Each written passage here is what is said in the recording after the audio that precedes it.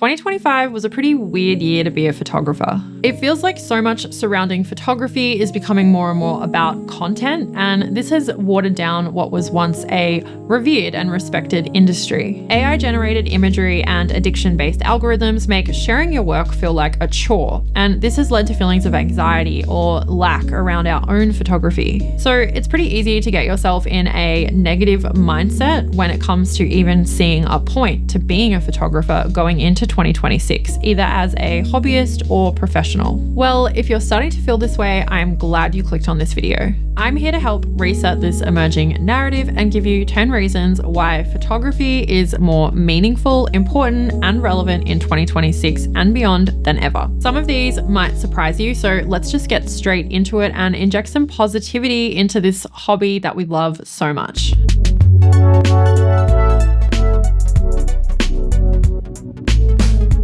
Let's get into the hottest topic when it comes to photography right now, AI. Let me start by saying, yes, AI is scary and it's also creating a lot of problems from an ethical standpoint. I personally don't believe that it really has a place in actual creativity. It's more something that I see helping us save time and helping with mundane tasks, speeding up processes so that we have more time for creative things. This whole video is not going to be about AI, so don't worry, but I really don't think we need to be as panicked as we are when it comes to AI and the photography space, and here are my reasons why. If you think about businesses in terms of their ethics, I really don't think that a lot of businesses are going to be happy replacing a photographer, someone behind the camera, and the person in front of the camera with AI and expect everyone to just swallow this. Like I said, it will become hugely political. There's also a big loss in connection if you are replacing real people using real cameras, coming up with creative ideas,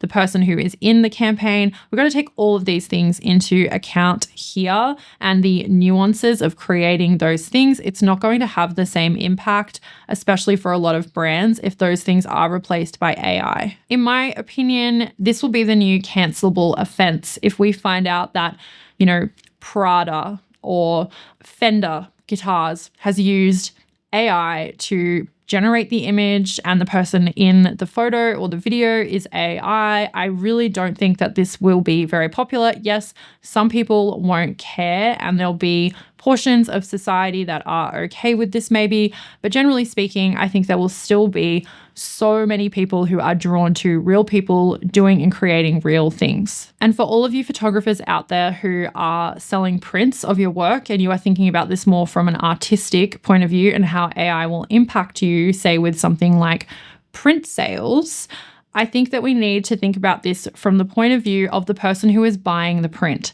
If someone is willing to buy like an AI print of a landscape versus one that, you have gone out and taken the time to, take very skillfully and artfully and print yourself and sign and all of those kind of things, that person that's buying the AI landscape print probably wouldn't have bought yours anyway, because maybe they just don't care and they're someone who's happy to just slap something on the wall. They don't really care. As we move into the future and we are all unsure of what is real and what is not, I think it will become a flex to have something that is actually created by someone. People will want to know more about who created it. And if you think about art and popular art, it's normally always about the person more so than what they create. People want to have an Andy Warhol in their home or plenty of other different examples. So don't let AI kind of step on your toes here, because there's plenty of people that still want to support real artists and buy their work. You might just have to do a little bit more building up your persona or really showing your process and how you've created this with your hands.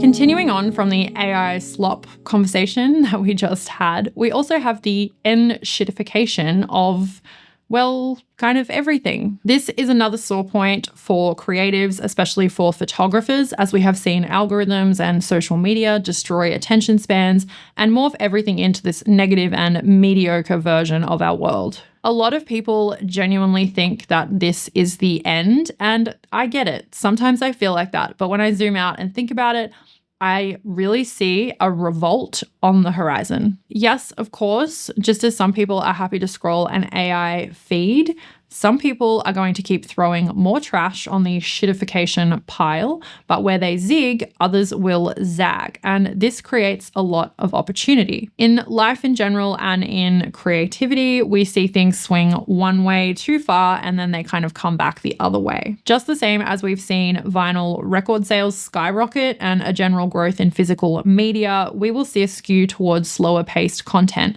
shift in mindset and viewership away from just 10-second mindless rubbish. It might not seem like that right now when you look at everything, but honestly, you can already see these things start to happen. You can see editing and videos changing, people getting generally fatigued by screen time and just sensationalized content. We've really reached the peak of that. And I think we will start to see all of that kind of die down.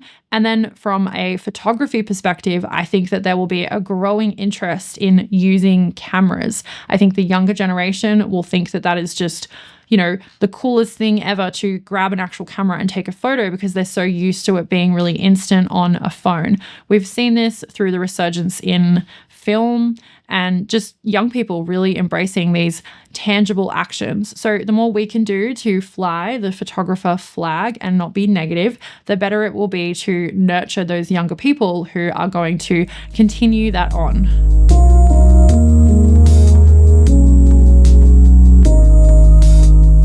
Photography is the ultimate mindfulness practice. Now, I don't do photography for this very reason. It's just a convenient byproduct. I personally find it really hard to meditate or do yoga or be still and not be on the go all the time. It just doesn't work for me, but I know that I need that calmness in my life, and photography offers me that. And you don't need to be woo and when you're out taking your photos or anything like that. You don't need to do anything. That's why it's so good. You just go out and take photos and it just kind of happens because you are practicing the art of noticing. You're putting one foot in front of the other. You're often out in the fresh air in nature. It's honestly really something that doctors or psychologists should be prescribing to people, because going out taking photos, it's so calming and you are naturally just sort of resetting yourself. So it's the ultimate mindfulness practice. Plus you get something out of it in the end. You get photos to look at and you're building your skills. So if you have been getting really down about the future of photography and does it really mean anything, remember those little things of how it's personally adding to your life and your mental health.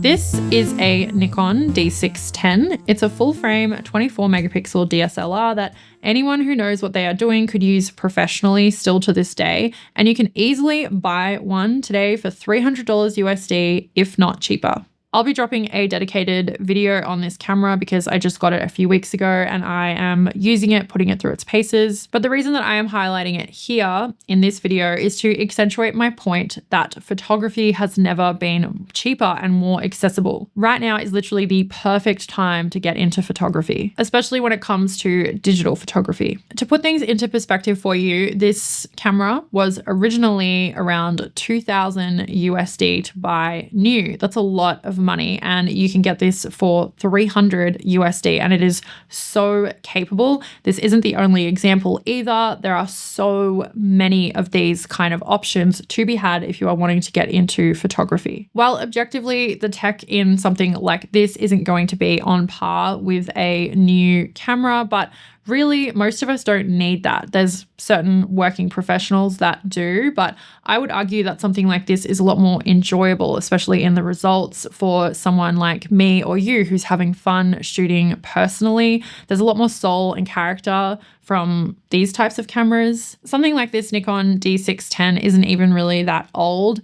Other cameras that I have used on the channel, like the D200 or the D700, they just have such a rich character to them. And I think that this makes photography in 2025, soon to be 2026, more exciting. Thinking about the place for photography in 2026, I think that collecting up these cameras, which I've definitely been doing is really fun, and they really aren't too expensive to be able to buy cameras that maybe you were lusting after back in the day.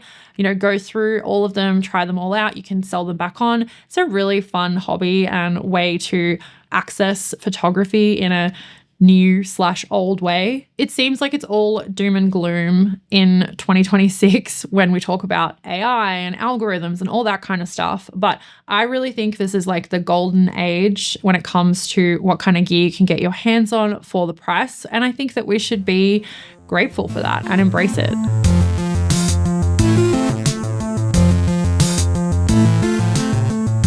This next one is for all of my professional photographers watching, whether you are experienced, you are just getting started, or maybe you're just thinking about side hustling next year and making a little bit of extra money with your camera. This isn't something that I have heard anyone touch on or talk about. It's just something that I have kind of stumbled across, so listen up. Despite what so many people will tell you, there is an insane amount of work for photographers. Don't let anyone tell you any different. It's just that there is a type of work that people want right now. And there's a couple of things that you need to understand surrounding it to kind of get your head around why there's so much work still out there. For so long, the only people that got paid to take photos were the highly skilled, the professionals, the people with the big rigs and setups and studios. But now most brands, businesses, and individuals are looking for something a little less polished, less professional. This has created a new demand for imagery that feels unique,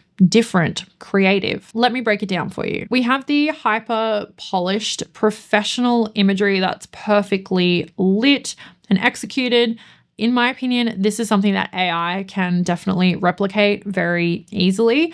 And then on the other end of the spectrum, we have the iPhone photo, which is very flat. It's very soulless. It's very homogenized, and it's just everywhere. So it's extremely forgettable most of the time, with obviously some caveats there. And then we have in the middle, we have this huge gap in the middle where people are dying for and hiring people to create something that is in the middle of both of those two things. Something that feels organic, but is still somewhat considered. This is where I try and sit with my photography work. And I have a roster of brands that really love this style because it speaks to the person on the other end. It's very useful for them across all different formats, whether it be an email, on a website, on social media. The great thing is I can easily show this middle ground of work to any new client and have a really good chance of booking them because they can see that I understand where we're at right now with imagery. So photography and the industry is definitely not dead. We just have to react to what is going on right now, make sure that we keep our finger on the pulse, and understand that a very professional, perfectly lit, perfectly executed, everything is perfect, which kind of feels like AI, is kind of over. I mean, obviously there will be some cases where that is necessary and you'll call in someone like that, but there is just so much work in the middle for someone who is a no-name. If you are looking to book shoots next year and build out your services as a photographer, then you need a booking system to manage your clients. This year, I have been using and loving Acuity Scheduling because it's an easy online booking tool that offers a full suite of features to make you look professional, and it also saves me a lot of time too. You don't want to be wasting time going back and forth via email with potential clients about photography gigs, trying to figure out a time that suits you both. With Acuity, you can simply send a link directly to your booking page and have them see your available times. You can also block off when you are busy and add handy things like an intake form that allow you to gather the information you need to provide the best service possible. You can change the fonts and colors so it all looks on brand as well. Acuity Scheduling allows you to easily receive payments, and it also links up with all the popular payment types like PayPal, Stripe, and Square. If you want to get serious about your services in 2026 and not lose time on the admin side, I would highly recommend using Acuity Scheduling as your tool to support your busy life as a creative service provider. If you want to learn more or give it a go for yourself, you can head to acuityscheduling.com/Lucy Lumen for a free trial. And when you're ready to launch, use the code LucyLumen20 to save 20% off your first Acuity Scheduling subscription.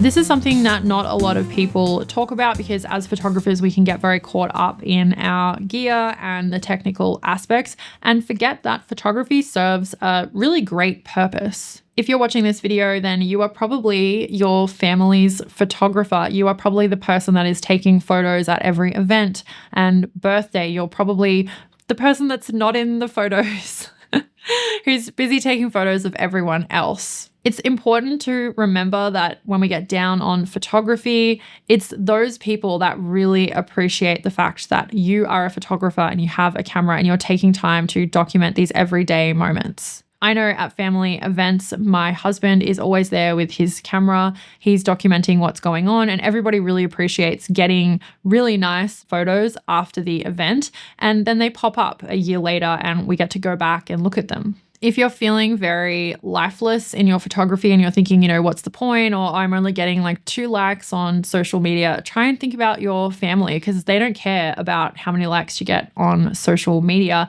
And you're creating images that are memories that are going to last a lifetime. And that is so important. And really at the crux of it, that is kind of what photography is. It's creating memories and documenting things. And for those of you who are, getting up really early in the morning, going out and photographing that sunrise at a particular place, or you are just documenting your town, how it is now, in 30 years' time, that's going to be so important. It's capturing what you saw and, who you were at the time. It's building up a body of work that you can show, whether it's family, friends, or it's just a legacy that you leave behind. We sometimes don't realize the importance of that as it's happening, but just the same as a lot of famous artists, their work means so much more as time goes on.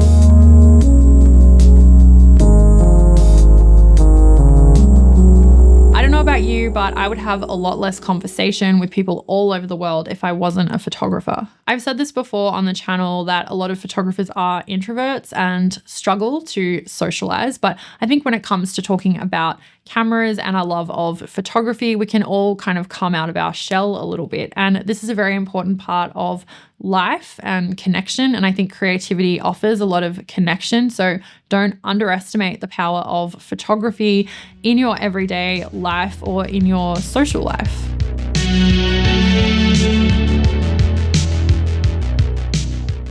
In this digital age, it can be easy to forget that our creativity is part of our identity. And when we don't engage in the act of photography, we really lose a part of ourselves. My whole YouTube channel started as a way to combat postpartum depression and get back to my true identity of photographer after struggling with early motherhood. I didn't really realize how much I was losing by not regularly going out and taking photos until I was doing it for my YouTube channel. And sometimes we don't realize this when we're in such a hole. The title of photographer really means a lot to me, so try and remember that for yourself too, no matter what AI bullshit happens in the future.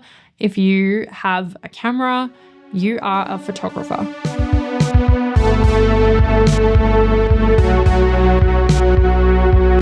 There is a lot of room for innovation in photography right now, whether that's in the gear and accessories that we are using, or it's how we are sharing it online in the form of apps. I know for a fact that some of you watching are very highly skilled in certain areas that would definitely play into the things that I have just mentioned.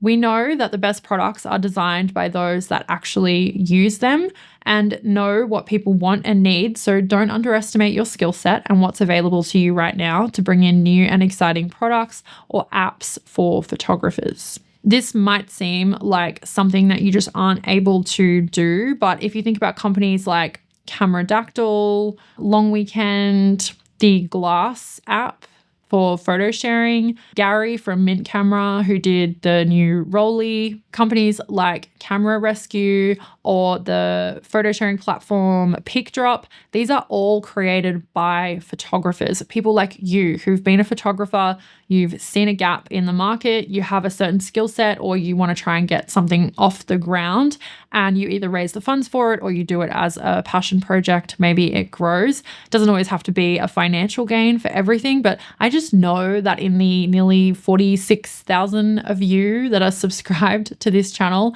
there would be people that are sitting on so many skills that could bring something really exciting to the photography market.